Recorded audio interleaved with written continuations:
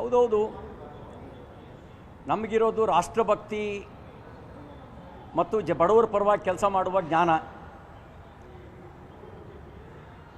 ಪ್ರಿಯಾಂಕ್ ಖರ್ಗೆ ಅವರಿಗೆ ಯಾವ್ಯಾವ ಜ್ಞಾನ ಇದೆಯೋ ಅದೆಲ್ಲ ನಮಗಿರೋಕ್ಕೆ ಹೇಗೆ ಸಾಧ್ಯ? ನಮಗಿರೋಕ್ಕೆ ಸಾಧ್ಯನೇ ಇಲ್ಲ.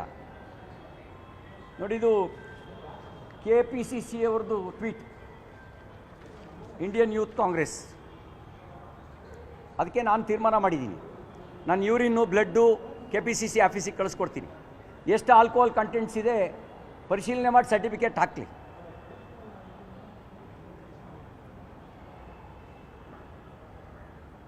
ಇದು ಅವ್ರು ಮಾಡಿದ ಟ್ವೀಟು.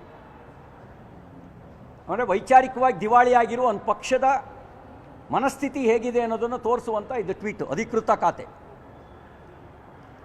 ಅದಕ್ಕೆ ನಾನು ಯೂರಿನ್ನು, ಮೋಷನ್ನು, ಬ್ಲಡ್ಡು ಎಲ್ಲ ಕಳಿಸ್ಕೊಡ್ತೀನಿ.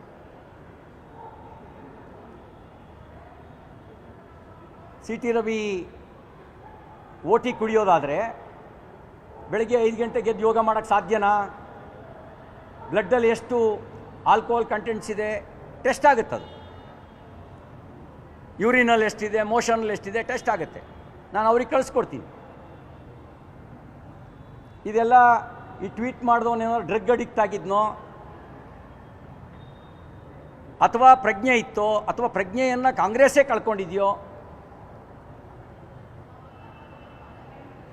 ಅಥವಾ ವೈಚಾರಿಕವಾಗಿ CT ರವಿ ಅಂಥವ್ರನ್ನ ಎದುರಿಸೋಕ್ಕಾಗದೆ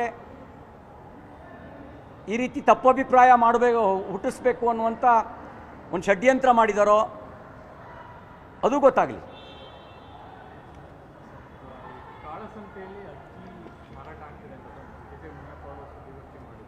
ಎಲ್ಲೋ ಒಂದು ಕಡೆ ಇಲ್ಲಿನ ಅಕ್ಕಿ ಹೊರ ರಾಜ್ಯಕ್ಕೆ ಹೋಗ್ತಾ ಇದೆ ಅನ್ನೋಂಥದ್ದು ಗಂಭೀರ ಆರೋಪ.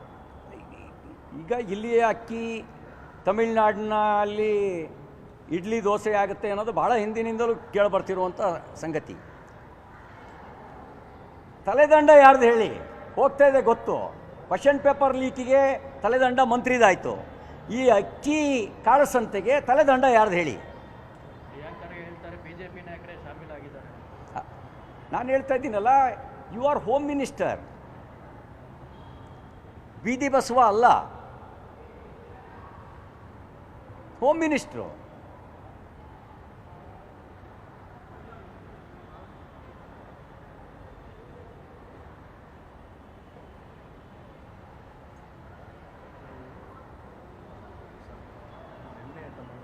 ಬಲವಂತವಾಗಿ ಇದು ಮಾಡೋಣ ಅಂತ ಕೋರ್ಟ್ ಆದೇಶ ಮಾಡಿದ್ರು.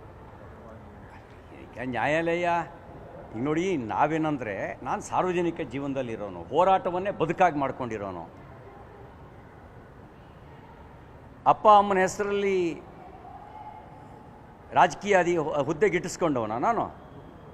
ಬೀದಿಲಿ ಹೋರಾಟ ಮಾಡಿ MLA ಆಗಕ್ಕೆ ಮುಂಚೆನೇ 64 ಪೊಲೀಸ್ ಕೇಸ್ ಹಾಕಿಸ್ಕೊಂಡು ವರ್ಷಕ್ಕೆ 3-4 ಸರಿ ಹೋರಾಟದ ಕಾರಣಕ್ಕೆ ಜೈಲಿಗೆ ಹೋಗಿ ಆ ಮೂಲಕ ಸಾರ್ವಜನಿಕ ಜೀವನದಲ್ಲಿ ಗುರುತಿಸ್ಕೊಂಡಿರೋನು. ನನಗೆ ಜನ್ಮ ಕೊಟ್ಟಿದ್ದಾರೆ ಅಪ್ಪ ಅಮ್ಮ, ರಾಜಕೀಯ ಜನ್ಮ ಕೊಟ್ಟಿದ್ದ ಜನ, ನನ್ನ ಹೋರಾಟ. ಹಾಗಾಗಿ ಇವಕ್ಕೆ ಯಾವುದಕ್ಕೂ ಹೆದರೋ ಪ್ರಶ್ನೆ ಇಲ್ಲ, ಹೆದರ್ಸೋಕ್ಕೂ ಆಗಲ್ಲ. 40 ವರ್ಷದಿಂದಲೇ ಯಾರಿಗೂ ಹೆದರ್ಸೋಕ್ಕಾಗಿಲ್ಲ, ಈಗ ಹೆದರ್ಸೋಕ್ಕಾಗತ್ತಾ? ವೆನ್ ಐ ವಾಸ್ ಹೈಸ್ಕೂಲ್ ಆಗಲೇ ಹೆದರಲಿಲ್ಲ, ಈಗ ಹೆದರ್ತೀವಾ? ಈ ಹೆದರ್ಸೋದು ಬಿಟ್ಬಿಡಲಿ. ಇನ್ನು ಹೋಮ್ ಮಿನಿಸ್ಟ್ರು ಯೋಗ್ಯತೆ ಮಾತು ಆಡಿದ್ದಾರೆ, ಕಾಲ ಬಂದಾಗ ಉತ್ತರ ಕೊಡ್ತೀನಿ. ಏನೇ ಇದ್ದಿದ್ದಂಗೆ ಹೇಳ್ತೀನಲ್ಲ, ಇದ್ದಿದ್ದಂಗೆ ಹೇಳಿದ್ರೆ ಎದ್ದು ಬಂದು ಎದಿಗೆ ಒದ್ದಂಗೆ ಇರುತ್ತೆ ಅಂತ ಗಾದೆ ಮಾತು ಸುಮ್ಮನೆ ಕಟ್ಟಿದ್ದಾರೆ. ಅದನ್ನು ನಾನು ಇದ್ದಿದ್ದಂಗೆ ಹೇಳ್ತೀನಿ. ಕೆಲವರಿಗೆ ಎದಿಗೆ ಬಂದು ಒದ್ದಂಗೆ ಆಗುತ್ತೆ. ಅಲ್ಲ, ನಾನು ಹೇಳ್ತಾ ಇದ್ದೀನಲ್ಲ, ನಾನು ಇದ್ದಿದ್ದಂಗೆ ಹೇಳ್ತೀನಿ, ಇರೋ ಸತ್ಯ ಹೇಳ್ತೀನಿ. ಹಾಗಾಗಿ ಆ ಇರೋ ಸತ್ಯ ಹೇಳಿದಾಗ ಎದಿಗೆ ಬಂದು ಒದ್ದಂಗೆ ಆಗುತ್ತೆ. ಆ ಕಾರಣಕ್ಕೆ ಕಮೆಂಟ್ಸ್ ಮಾಡ್ತಾರೆ.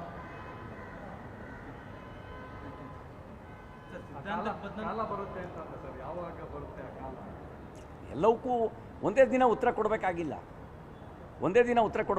ಉತ್ತರ ಕೊಡೋಕೆ ಕಾಲ ಬರುತ್ತೆ ಅಂತ ಹೇಳಿದೆ. ಸಿದ್ಧಾಂತಕ್ಕೆ ಬದ್ಧ ಆಗಿರುವಂಥವ್ರು ಹೇಳಿರುವಂಥ ಮಾತ್ರ ಮೇಲೆ ನಿಲ್ಲಬೇಕು, ಅದು ಸಂಬಂಧಪಟ್ಟಂಥ ಕೇಸ್ ಆದರೂ ಕೂಡ ಅದನ್ನು ಎದುರಿಸಬೇಕು. ನಿಲ್ಲಿಸಬೇಕು ಅನ್ನುವಂಥದ್ದು ಈ ರೀತಿಯಾಗಿ ಅಲ್ರಿ ನೋಟಿಸ್ ನಿರಾಕರಿಸೋಕ್ಕೂ ಅಧಿಕಾರ ಇದೆ. ಅದು ಕೊಟ್ಟಿರೋದು ಸಂವಿಧಾನವೇ, ಅದನ್ನು ಕೊಟ್ಟಿರೋದು ಸಂವಿಧಾನವೇ. ನಾನೇನು ಕೇಳಿದೆ, FIR ಕೊಡಪ್ಪ ಅಂತ ಕೇಳಿದೆ. Certified coffee FIR certified coffee ಕೊಡಬೇಕು ಅಂತ ಕೇಳಿದೆ. ಇದು ಹೆಂಗೆ ಅಪ್ಲೈ ಆಗುತ್ತೆ ಹೇಳು ಅಂತ ಕೇಳಿದ್ದೀನಿ. ಇದು ಹೆಂಗೆ 353/2 ಇದಕ್ಕೆ ಹೆಂಗೆ ಅಪ್ಲೈ ಆಗುತ್ತೆ ಹೇಳು ಅಂತ ಕೇಳಿದ್ದೀನಿ. ಹೆಂಗೆ ಅಪ್ಲೈ ಆಗುತ್ತೆ ಅಂತ ನನ್ನ ರೈಟ್ಸ್ ಅದು. ಪೊಲೀಸರ ಕರ್ತವ್ಯಕ್ಕೆ ಅಡ್ಡಿಪಡಿಸಿದ್ದಾರೆ, ಹಾಗಾಗಿ ಅವ್ರ ಮೇಲೆ ಮತ್ತೆ ಇನ್ನೊಂದು ಕೇಸ್ ಹಾಕಬೇಕು, ಇಲ್ಲದ್ರೆ ನಾನು ಪ್ರತಿಭಟನೆ ಮಾಡ್ತೀನಿ ಪೊಲೀಸರು ಅಂತ ಹೇಳಿದ್ದಾರೆ. ಹರಿಪ್ರಸಾದ್ KPCC ಅಧ್ಯಕ್ಷರು super police. he is not a super police. Now he is only KPCC president, not super police. Don't think super police, don't act just like a super police.